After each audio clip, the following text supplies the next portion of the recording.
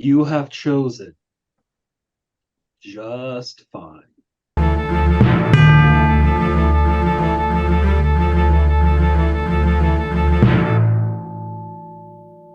All right. So it's been a while since we've actually had three people in there. I was getting concerned I was going to Oh, only reviews myself this year. Uh, but anyway, welcome back to Mr. Chris, which is not his stage name. Uh, and Sarah, so we can talk about the new Indiana Jones film, The Dial of Destiny, which is directed by James Mangold. He directed the Wolverine movies, or at least the two ones that are worth Logan. mentioning. Uh, He Oh, he did he do the directed Wolverine Logan also? and he directed Ford v Ferrari. I forgot he directed Ford v Ferrari. Yep. Um, I forgot about Ford v Ferrari. But it was a good movie. He's a Uh, quieter storyteller than Steven Spielberg. So this movie has Yeah. different pacing than the other indie movies. so I guess we should all just start out by talking about our opinion, not necessarily opinions, but just how we our relationship to the Indiana Jones franchise. Because I feel like everyone kind of has one. Okay. Um, For me, I'll just start. yeah. This is my Star Wars. Hmm. I've always been Indiana Jones over Star Wars kid. I've always thought Indy was way cooler than Han Solo. Granted, I watched a lot of Star Trek as a kid. Maybe that had a lot to do with it. So there's less of that overlap where Star Trek did pretty much what I wanted Star Wars to be, but better, I think. Hmm. Um, I had a little Indiana Jones costume. I had a little hat, and I got a horsewhip at my grandparents' ranch in Utah, and I took it inside the house, and whoosh, and I broke an antique globe, and I said my younger brother did it. Oh. And my younger brother was like 2 years old. He's like, "Yeah, I guess." And to Just this took the day, fall like a champ. to this day, he still thinks he did it. So I really hope he doesn't watch this. You gaslit your brother. I did. If he does watch this, then you've outed yourself. Yep. Well then. Mm. It's got to the point where if you start playing the backing track for the Temple of Forbidden Eye, you just tell me like name a track, name a gate. Mm. I can just recite the entire thing. There's 4 different tracks they use. Damn. Okay, so hardcore mega fan. Uh, Yeah, Raiders is one of my top 10 movies of all time. what's your ranking? I'm curious. My ranking? Yeah, like best to Going worst. into that right now. Yeah, might as well. Raiders, Last Crusade, Temple of Doom, Dial of Destiny, Crystal Skull. Yeah. And I have some things to say about how I think Crystal Skull is going to get like Star Wars prequeled in the near future. Meaning reevaluate is like, oh, this was great the whole time. That whole thing. Yeah, exactly. Just like the Star Wars prequels, like Yeah. nobody thought that The except historical for revisionism five is that strong came with the out. story. And I was in like either senior high school going to freshman of college or like that summer when I was a freshman and I saw Crystal Skull. And granted, I am that big Indiana Jones fan, and I'm like, you know what? This was weird, but like could have been worse. That's the thing about Indiana Jones is like it doesn't feel like there's some great legacy being ruined, That despite that is true. Um, these are just Isn't that random ass adventures he has. And if you ever watch the Young Indiana Jones like I have, there boy, we go. a crap load of those, just random weak entries. So it doesn't feel like this is some legacy destroying theme, like or well, Crystal Skull. I mean, this I don't think this is destroying any legacy. Even Crystal Skull's like, this was random, and I guess you know what, like take it a decade further. I see what they're going for. I don't think it sticks the landing. It's still yeah, like a 2 out of 5 star movie. It goes a little weird. There's some really nice character bits in there, but like this movie also goes pretty off the rails yeah, it does. Especially in in the a first way and that the I'm third like, you know act. what? This is also really weird for Indiana Jones, but you know, I kind of respect that they're going for this because with Crystal Skull, like you see the logic. Oh, 30s, 40s serials, 50s aliens, Cold War, and you're like, yeah, okay, I guess. It just yeah It's didn't not quite. the worst idea, I suppose. Uh, This one's anyway, like definitely more like that. Okay, all right, that's what you're doing. But honestly, I think it kind of works. It's kind of too batshit to hate. it's fair. All right, now before we get too deep into that, Sarah, tell us about your relationship with Indy. My relationship with this franchise is more casual than yours. Uh, I'm not the huge Indiana Jones fan in my relationship. That's my partner. He is a similar Indiana Jones fan to you, Chris. He's watched the movies. He actually skipped an archaeology class lecture to see the Crystal Skull in the theater because he likes the franchise that much. He's watched the Young Indiana Jones series, and he was rewatching the installments recently in preparation for me taking him to see this film as an early birthday gift. Uh, Now my relationship with this franchise isn't nearly that dedicated. I saw Raiders first. I think I may have rented it from Blockbuster or watched it on TV or something. Um, I haven't seen Temple of Doom. I remember hearing about it when I was a kid, but it looked scary, and I was very child-like minded for a very long time. Uh, I I really liked Last Crusade. I I watched a VHS tape like recorded from TV of it at I think a boyfriend's grandmother's house once.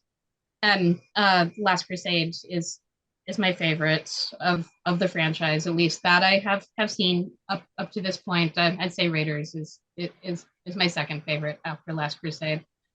I didn't get around to seeing Crystal Skull, and now I've seen this one, so I've seen 1, 3, and 5 of the franchise, It's okay. and Crystal Skull's like mentioned like twice, I think, the entire uh, film. or alluded to. Alluded to. And I've watched some clips recently of Young Indiana Jones when my partner was rewatching them.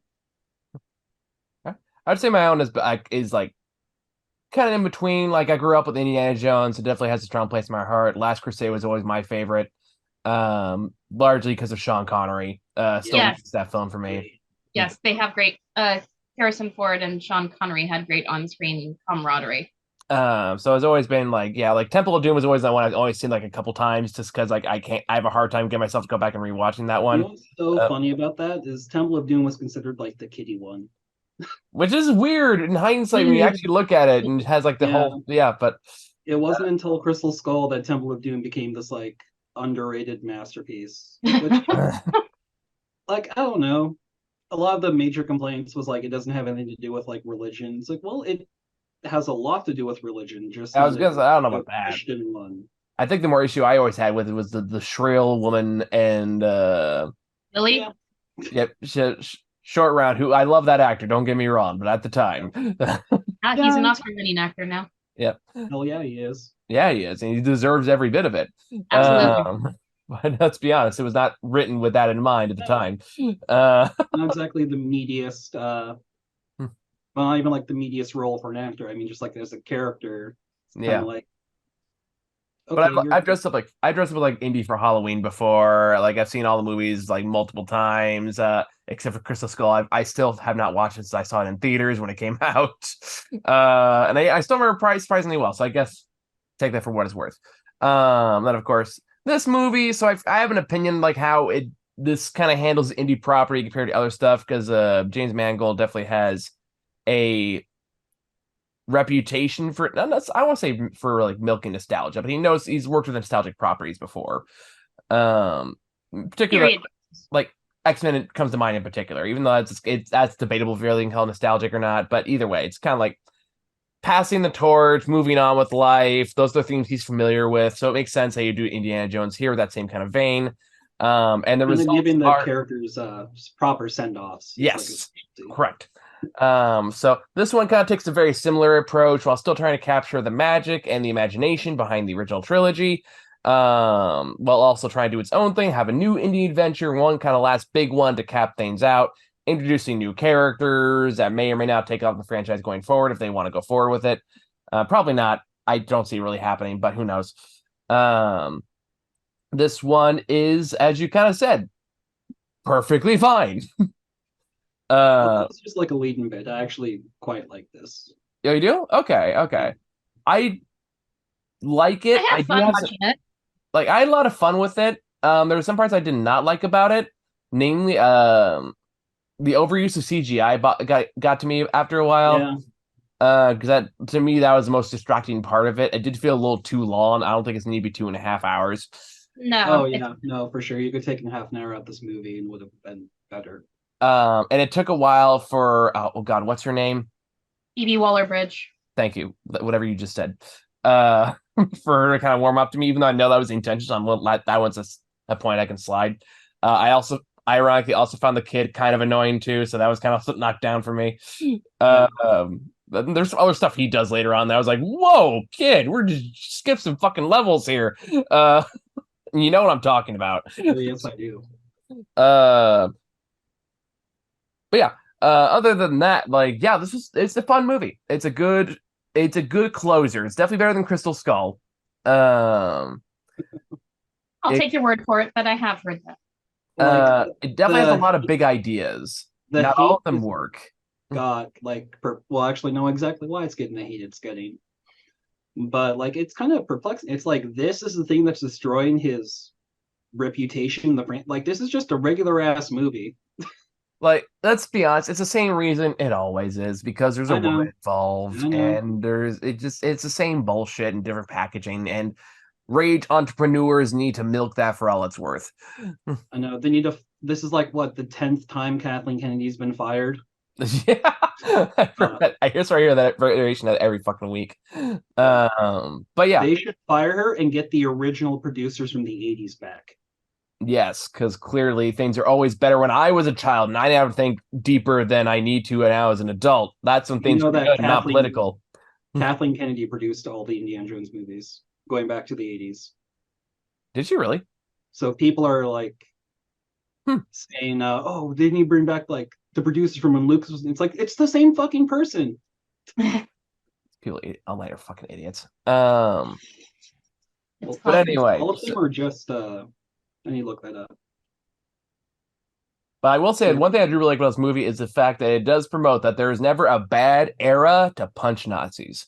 yes, and I will say that probably one of my favorite parts of this movie, or an aspect that I appreciated the most, was Mads Mikkelsen's performance. Oh, it's Matt Mikkelsen. Yeah. He He produced all of them. makes a very convincing Nazi. I mean, it's Matt Mikkelsen. I feel like if anyone could be a Nazi, it's Matt Mikkelsen. You can Like it's been a long time that we've just seen a villain who's just like, yeah, I'm evil. The fuck you gonna do about it? You know? because he's a And Nazi. he's That's not even simplicity. he's not even loud or obnoxious about it. He's Yeah. quiet and planning and intelligent, and just he's he's devout about it. That's When that's what's scary. when he's getting room service, he's Mhm. asking, they're like, Yes. you fought in your country? And he's like, you didn't win the war. Hitler Yeah. lost. It's like that could Yes. have fit right into any of the old movies that were a little bit after World War II. Yep. And everybody would go like, whoa, that's badass. And Matt Mikkelsen's great. I don't know how that character managed to hold his tongue, and just take that would have made me feel very uncomfortable. Yeah. And then, like Matt Mikkelsen is a great nuanced actor who does not get enough credit for how subtle he often plays things up, and this is no exception to that. Exactly. I think one of the funniest reviews I saw for this, Chris, you've probably seen this too, making the circuits. Is somebody put a negative review is like, another movie about punching Nazis and never explain why they deserve to be punched or something like that. And everyone's like, dude, Kidding me? what the fuck? The whole trying to I don't want to know if I get into spoilers right now. Let's wait a little bit before we get too much into it. Right. But yeah, with pretty much every single Nazi in the movie, hey, let's get this ancient religious artifact and win World War II. Well, Temple of Doom doesn't count. Yeah, well, we don't count that one. Last Crusade, let's get this religious artifact and win World War II and rule the world. Yeah. I mean, like every time they show up, there's kind of a reason to stop them. Yeah. But there's also like a larger message in play about not getting stuck in the literally or figuratively stuck in the past, and need to move forward. And regardless of where you're at in your life, there's still stuff in the present that's worth living for, and worth like going forward for. And that's a really good message. It's a good moral to end the indie franchise on. It all fits very well in there. And I had a thought. Okay. I got that. That said, I understood Indy's thought process in the third act with the temptation he faced. Yeah, don't go into spoilers yet. We'll get to spoilers because we have to talk about it. Yeah. Let's resist the urge to get to reveal too much just yet for those who haven't seen it. But yeah, anyway, your guys' thoughts. Other people speak. Even if it wasn't the best in the franchise, it still had the spirit of the franchise, which I think is more than you can say for either the Star Wars prequels or sequels. To debatable degrees, but yeah, I can see that. Well, I'm this channel's resident Star Wars hater, so no one hates Star Wars more than Star Wars fans. That's true. They hate it way more than I do. Yeah, that's true. I just don't care. They hate it. I thought that it was a fun time at the theater. I thought the pacing was interestingly different from the other Indiana Jones movies I've seen. It was very expository in the third act, and then in the second act, it slowed down and gave me or other audience members a chance to catch up. And then the third act was kind of bonkers. Yeah, it was that one's that. If you got thrown off by that and you couldn't get back to it, I kind of get it. Yeah, no.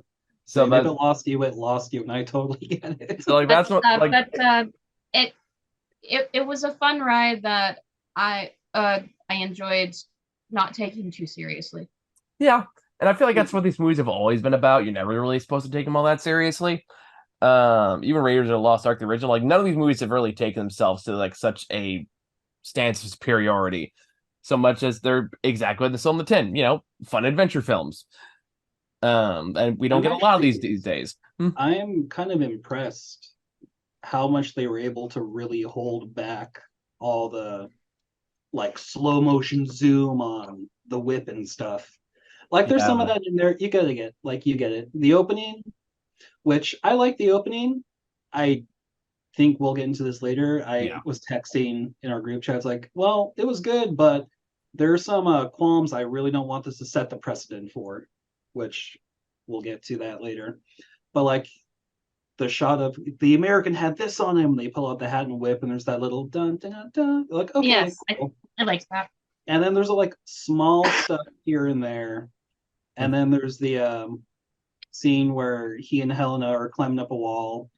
He's like, you never had to get your heart pulled out by the coffee cult, and you haven't shot like 5 times. You haven't had like a metal fight in your knee. Yeah, you've never had voodoo done, and you're like, okay, this is the hey, remember that? He's saying the thing. I'm surprised there was actually a lot less of that. I was gonna bring that up. There is it could have very easily just been look at the thing. Remember this? Like member berries, they dull too much. And it still does that to an extent. Like there's a cameo from what's his name from Raiders of the Lost Ark? Salab. And I just terrible with names. He's a great character. He was there just for the trailer. He was there for the trailer. It was good to see him. It was a good cameo. I liked it. He had to get the I missed the adventures we had quote for the trailer. Oh, John Rhys Davies? Yeah. Okay. I mean, it's nice to see the line. And it is kind of weird for him to go like, let's become an adventure with you, Indy. And he just goes, no, and then walks away. He's like, okay, I guess I'll stay here. Like that's the stuff that is like producer meddling. It's like we're getting a bit too original, which I guess is just if you have a legacy sequel, I hate to say it, but that's kind of what you have to expect. Yeah, I wish I didn't have to expect that, but that's kind of just where this whole nostalgia bait industry is right now. Yeah. They're like I would say like one of the few exceptions that like made like the Blade Runner sequel avoided that for the most part. Well, That's Uh, true. He still knew which one? the director of the Blade Runners Oh yeah, I know. sequel. Uh, That's that, because that, he had an idea that he went to the studio for, and not the studio going to a director for. That's true. yeah. That's a fair point. Yeah. Um, but yeah, let's get into the nitty gritty a bit here. So we're gonna start dipping into spoilers a bit here because again, there's not a whole lot we can talk about without getting into them at this stage. So And just see. it's already been out for like 2 weeks, so if odds are it most of you have probably seen it already. I feel called out for being behind on shit. That's okay. Uh, Sorry. I'm kidding. I'm kidding. I was speaking to our viewers. I'm kidding. I'm totally kidding. On three, let's all say it. 1, 2, 3. Fucking time travel. Okay, I was gonna say, where the hell are you going with this? It went off. Yeah, It went into freaking high concept territory. I don't know high concept. It I mean, turned it turned into a sci-fi film in the third act. I don't know that because they still gotta say like, oh, the rift is still made because of math and like shit and That's something I really liked about this movie. Mm. Is that every single Indiana Jones movie kind of does something based on religious artifacts, whether or not it's Christianity. Although for Crystal Skull, I think it's kind of a made up religion, which is kind of whatever. Eh, But this not is great. kind of like the kind of the whole thing with the space race. Yeah, Like this Yes. is the like we defied God. That's what people thought back then. Lots of people were like, "Wow, we kind of God put us on this planet, and now we're off it." Was kind of the thing. So I don't know if that's intentional, but they really play up like the math and engineering aspect of it. So I kind of feel it has to be at least somewhat intentional. But I feel like it is even because especially since he is like Matt Mikkelsen's character helped develop the rocket. yeah, Like that's his oh, whole thing. that's what I love. It's like, oh, we're only here because you guys kind of threw the Nazis a bone. Yeah, Project Paper. Should you have done that? Was it worth it? probably not. But so the Antikythera it's actually a real thing. This is Okay, obviously a very fictionalized version of it. of course. It's basically the world's first analog computer, and it was kind of used, for like predicting the weather. That's a very simple layman's term for it, and it also kind of worked. So it makes sense that the whole rift would be in the storm because that's what it was actually used All right, for. that's To interesting. our best summation. Obviously, we weren't there, and it was found like the first decade of the 1900s, not sure in the exact year, kind of where they said in the movie. So even though it's a very fantastical version of it, it's still based in real archaeology. And I really liked the whole caper where they're going through Archimedes' tomb. Yeah. No, And there's this beautiful moment where they're at the statue of Hera, and he's just kind of like, this is the statue of the goddess of life at her feet. It's the water displacement. And it's like, oh, well, it's just a nice little moment where he's just coming through, kind of muttering to himself, which felt very Indiana Jones. true. Yes. And then using logic and his knowledge. Like, you think about Archimedes, you think about the fucking death rays, and then you think about water displacement. And you're like, okay. Once you narrow Granted, one down, the might other have one's been pretty obvious. a little easy, I guess. But no, I thought they all cut it in very nicely. And I thought it was very well done how they got that. I didn't think it was too easy. I think it made so sense.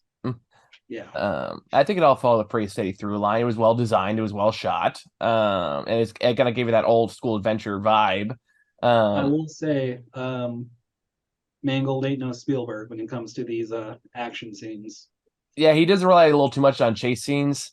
Yeah.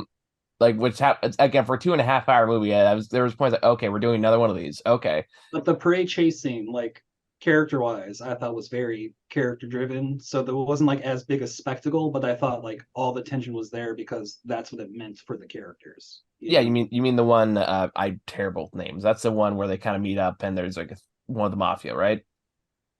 No, that's the one I didn't like. That's what you didn't like. Okay. The one with the moon landing where the astronauts come back. Right, or the horse. Okay, yeah. Yeah. Okay, yeah.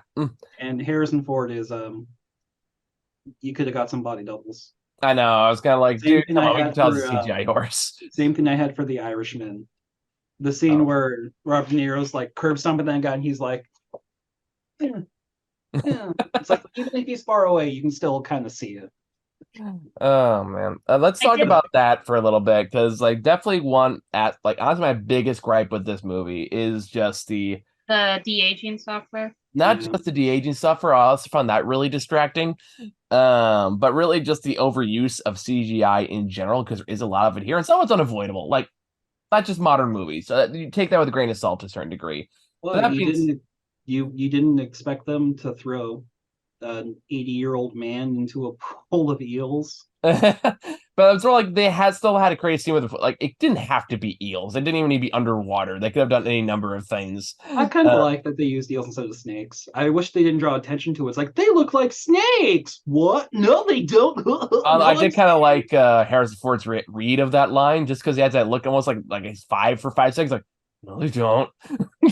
Shut It's up. like they could have just said it was eels and showed the eels and like went back to Indiana Jones's like face and like I think it would have like been just better delivered that way. Maybe, yeah. Either way, I was like, it just I don't know. There's But that definitely a line case read, of there's only so much I can reasonably expect them to do, and I recognize that going into it.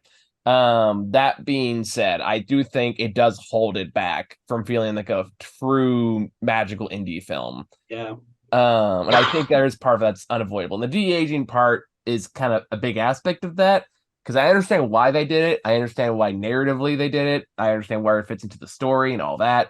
That being said, it is the sound of an 80-year-old man coming out of a 25-year-old body, and yeah, it's super fucking distracting. yeah. That's something they just don't get right, and I'm happy they didn't use AI to Oh God, de-age his voice too, because that's the kind of like I really don't like the precedent. yeah, If we did that with the voice too, like we could just have dead people in our films. You all think it was bad that we had to write out Leia from Star Wars? Well, guess what? In the next trilogy, she's going to be there all the fucking time as Um, some Tupac projection ghost. and the technology just isn't there yet. It has a creepy, rubbery, waxy, Yeah. like uncanny valley vibe. There's It's a like reason all these scenes are at night. It's because it yeah, looks better at night. Sparklet. yeah, and it's like so like it's better than it was, but it's still it feels gross. The only time I ever seen it done well is like in Captain Marvel, but that's because they didn't have to do much to make Samuel It's L. like Jackson look younger. Photoshop touches. Yeah. Yeah, Uh, Yeah, and Samuel Jackson has a naturally youthful face. He does. So like they didn't have to do much to make him look younger. And it did look a little better when they have flashback to where he's older. And he's like oh visiting yeah, his friend again. Like it looked better there. It still looks weird. I really wish they stopped relying on this technology when the technology just clearly isn't there. I agree. And like it works a little better on Matt Mikkelsen, but he also kind of has a youthful face, so they don't have to change all that much. Um, It also would have been better if that opening scene wasn't like 30 minutes long. yeah, it's a long fucking sequence. Yeah, first Yeah, they're going after the lance that struck Christ, and then Indy finds that it's a fake, and then they end up with Archimedes' dial. Uh, they they could have cut the lance part out. I get why it was. There's kind of the bait and switch. And I think that kind of goes into my whole. This is the ultimate. That's why Indiana Jones wears a fedora because he's an atheist. So we can tip and be like, my Christ. But no, it's like it leads you up with the whole. This isn't a relic based on Christianity that has some type of power that the Nazis are after. It's totally in line with Raiders and Last Crusade. And I really like the fake out. And this guy's like, no, this is the future. Ironic because it's actually the past. Yes, But I thought No, that was a nice little setup, but it just went on so long. yeah, it And did. I will say this, Harrison Ford, goddamn, he's actually trying. he is. Like He's it's trying not his fault. that scene where he's in the uniform and he Mm, goes to where they're keeping all the artifacts and all the two soldiers stand up and he's like trying to be like, oh, you guys suck at your jobs. I'm taking it away without speaking like a German. And he takes the cup, he yeah, smells the music and just that's true. like Yeah, he's still trying and he's still delivering. but it is hard to But ignore that elephant in the this room. reminds me of my Oh, I should open up this. I told you all about the time I met Harrison Ford, right? Yeah, you did. You told me at least. Sarah has not. So in high school, I wrote this super original thesis paper on how Blade Runner was a landmark science fiction, a totally unique concept, never been done before. And my teacher, who worked in the film industry, she's like, "Hey, I hope you don't mind. I sent this into CineQuest, and they want to publish an excerpt. You want a free ticket to go?" I'm like, "Yeah, sure." And I went there, and they were like, "Hey, Harrison Ford's here.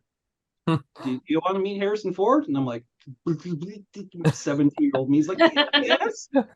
So I meet him, and it's like this cantankerous old man, and I'm like starstruck. And he opens with like, "Hey, kid, you want anything to drink?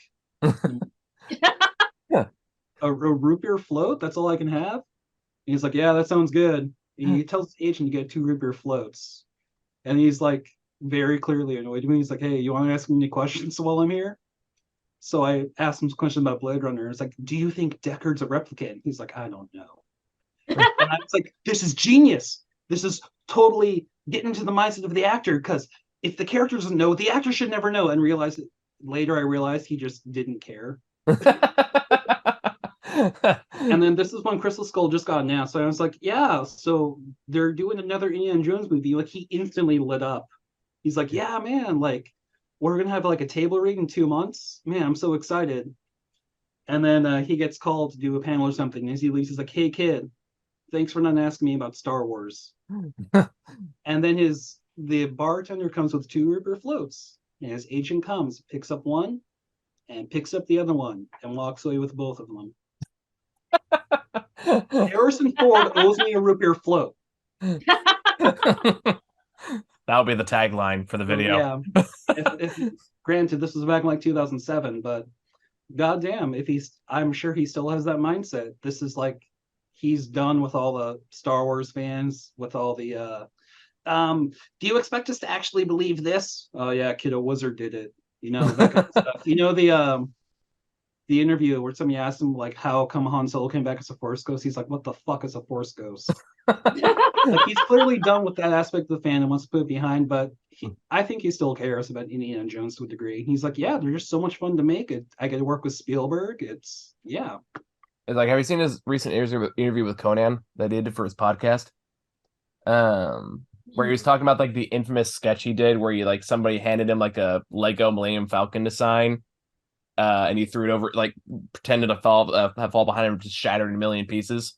And they took No, one. I didn't see this. It's actually happening. You can look it up. And he just took a brick and signed the brick and gave it to the guy. And it was a planned sketch, and it was very clearly a planned sketch. But in the podcast, he kind of calls him out for it. And says, like, "You remember that Millennium Falcon thing? Somebody had to build that. The guy who brought out wasn't the one who built it. Some intern who probably spent, I don't know, maybe like 3 weeks, probably had to take it home to get his kid to do it and help him with it." And then come back, and then you say, "Hey, wouldn't it be funny if you broke this?" And it's giving to like really Death Stare to Conan, because like, "You're right, I don't know." And he's like, "And you were right." It was very funny.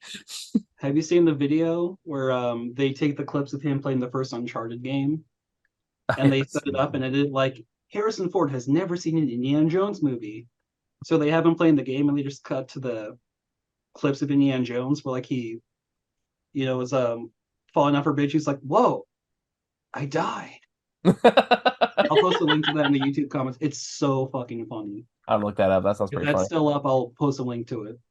But yeah, back to the movie. We get too much into Harrison Ford hot goss. Yeah, I mean, Dial of Destiny, it's a fun movie for what it is. It's not perfect. There are definitely a lot of flaws with it. What do you guys think of the Fleabag chick? Phoebe Waller-Bridge. Yes, that one. You are terrible with names. Just This call has her been a Wombat. well-documented fact for 11 years, Sarah. I get what it is. It's the antithesis to the Indiana Jones. I don't know. I feel like with how they made her the antithesis, it kind of presented Indiana Jones as a bit like too Boy Scouty. Yeah, but I feel like it's always That's okay. how it Indiana came off. Jones But specifically about this. I get it. I get it. I definitely like the relationship more than Mutt, even though I think by the end they kind of got on decent terms with what they wanted to do. Mutt's like, well, better in the last 10 minutes than never doing it. I had Like, to remind myself, like, wait, who's sorry. Mutt? Oh, right. Let's Oh, just right. talk Shia about LaBeouf. Mutt for a second.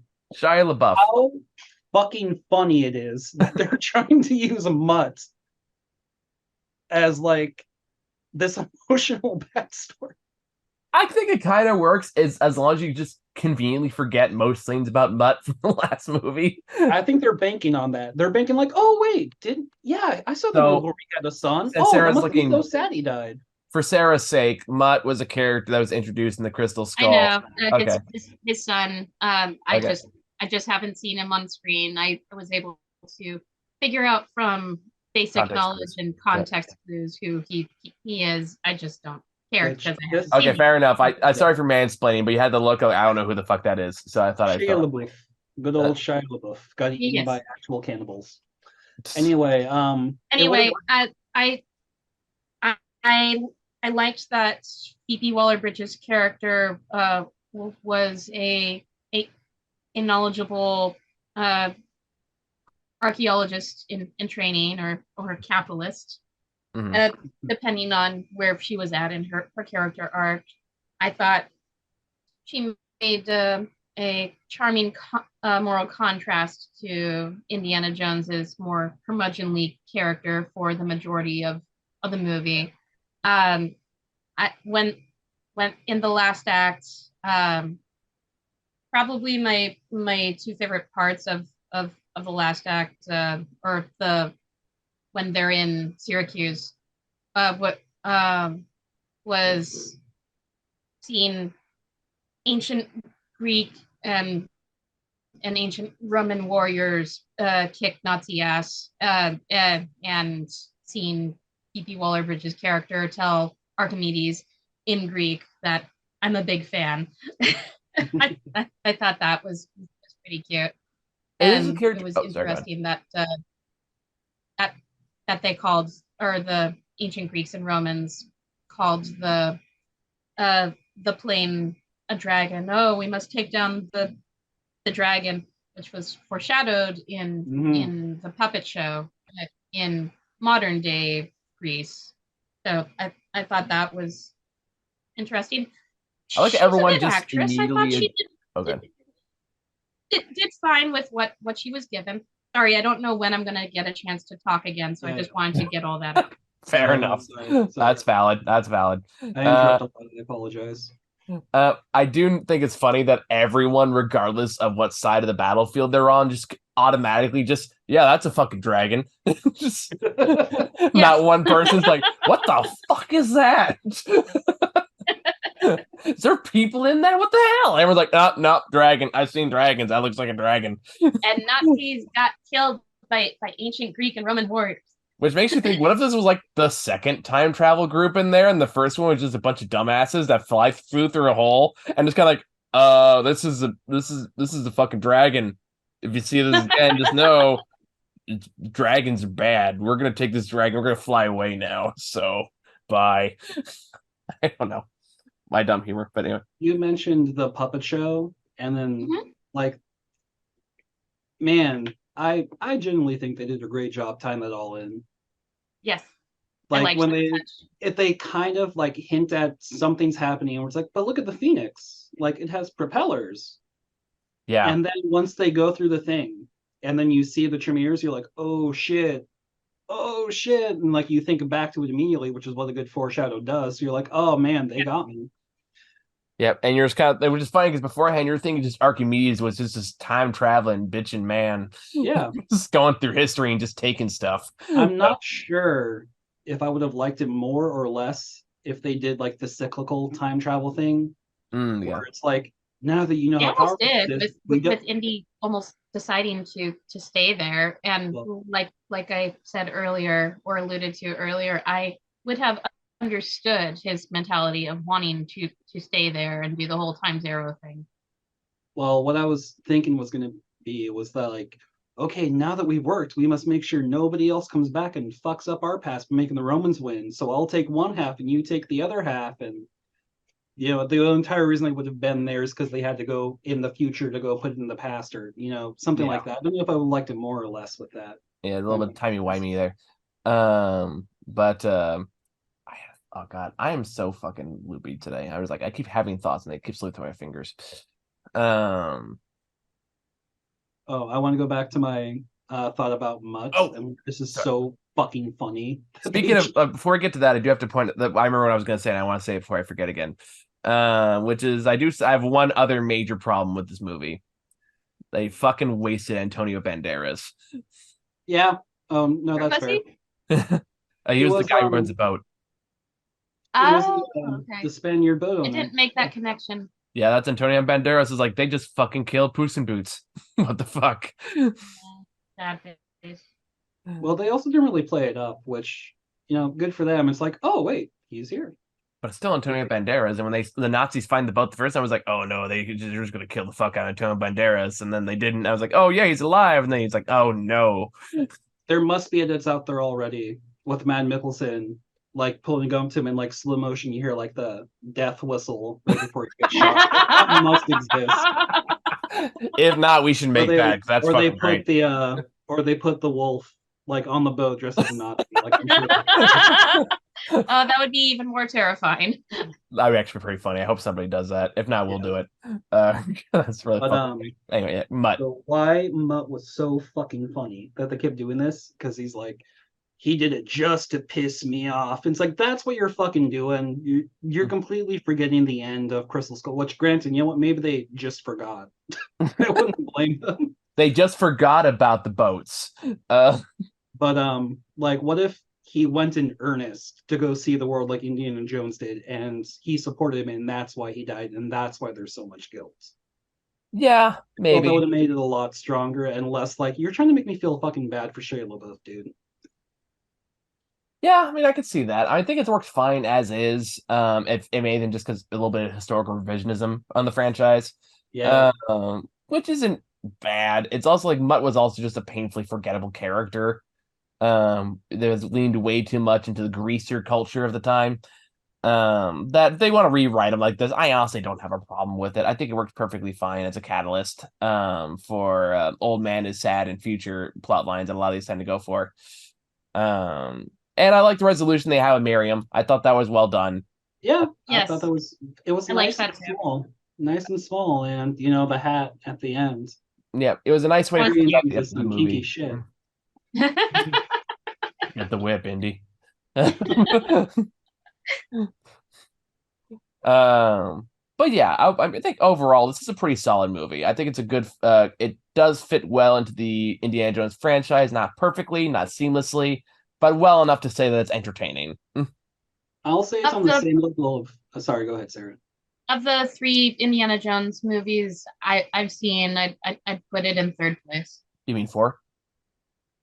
I haven't seen all of them. I've seen 1, 3, and now this one 5. Oh, you never seen 2? Okay. No, I mentioned that earlier. Sorry. Put this on the same pedestal as Temple of Doom. I feel like this and Temple of Doom actually have a lot of the same problems that people gave Temple of Doom shit for decades. That's fair. And like over time, people have gone like, no, Temple of Doom actually kind of rocks. And I don't think it'll be as strong a rebound for this, but like again, like this is the legacy destroying, franchise ruining film. Like this is just a good movie. Yeah, it's solid. And unlike what a lot of harsher critics online are saying, it's not a bad movie. It's not a story disappointment. Sure, it's a financial disappointment because it went way over budget and it didn't have to be this long. But it is a fine Indiana Jones film. Yep. And speaking of this being a financial budget, like or financial disaster, which unfortunately it is. I wish it wasn't the case, but that's where we are. Yeah. What is more likely? That it's some type of SJW plot to destroy all white men in films, Or is it because Disney has intentionally trained audiences to go, oh hey, yeah, that looks fine. I don't really want to pay $20 for it. I'll just wait for 3 months for Disney Plus. I'll take door number 2. Yeah. I don't know if it has to be either A or B. It's probably they realize there's probably a lot more nuance than that, but I mean, like I mean, this is pure conjecture on my part. Conjecture, is that the right term? that's a word. Yeah. Circumstantial, yeah. Like lots of people I know, because I was like, you know what, I'm gonna go see this in theaters. Hell yeah! And by the way, this is the most packed theater I've been in since The Matrix. Wow. Resurrection. And that was the fucking Metreon. Yeah, I was up even in Muha. This was just at Oak Ridge Mall. Yeah. So like that theater was packed. And most people I know was like, yeah, I'll go see it. The trailer looks okay. And yeah, I will admit the trailer for this fucking sucked. I expected it to be a lot worse with the trailers it had. The marketing did not do this movie any favors. But everyone's like, yeah, I'll just wait 3 months for Disney Plus. I don't know. I If- feel like if it Lots of was people have been trained to think that way. I think if Bob Chapek was still in charge, I'd be more willing to believe it as a conspiracy that way. But his whole thing was Disney Plus and releasing exclusive Disney Plus, get more subscribers on the platform. That's why Turning Red and Soul and Luca didn't go into theaters. Well, I don't think it's a conspiracy. I think people just go like, "Oh, that looks okay. I'll just wait. Just instead of paying the Okay. money to go see it in theaters, like I'll just use that money as my subscription to see it eventually." Fair enough. I think Okay, it's like I see the argument. I don't think it's some nefarious conspiracy. Okay, I just think- misread the intention behind that then. I just think Disney has kind of taught audiences to think that way. And who was it at somebody at Pixar with Elemental said like, yeah, this whole wait to see it on Disney Plus thing is kind of biting us in the ass because everyone's gonna do that now. Yep, like I said, like Bob Chapek fucking sucks. But yeah, if anything, I'd say my theater going experience or watching this film while it wasn't a packed theater, I'd say that the time that I had watching it surpassed my expectations from the trailer. Like the trailer just sort of struck me as generic, like, oh, that looks fine. That looks like an Indiana Jones movie. But no, it's fun. and I will say Elemental actually bounced back pretty well from its original weekend reports. I think it's over 100 million now in theaters, which is like one of the highest grossing anime films since 2018. Wow, I'll have to check on that. Not as high as Across the Spider-Verse. Like Spider-Man's what takes people to the theaters in a post-COVID world. If you know yeah, it does. expect to lose money. But anyway, I think it's all we have to say. Does anyone else have anything they want to add about Indiana Jones 5? It's fine. If you like Indiana Jones, you'll enjoy it.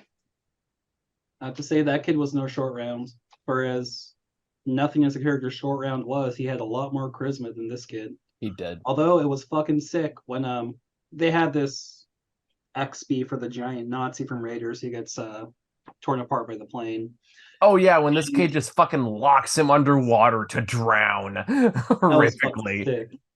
That was sick, kid. Good on you. I was like, damn. What happened to that random German pilot? I think he died. I think he gets hit by a spear or something. Damn.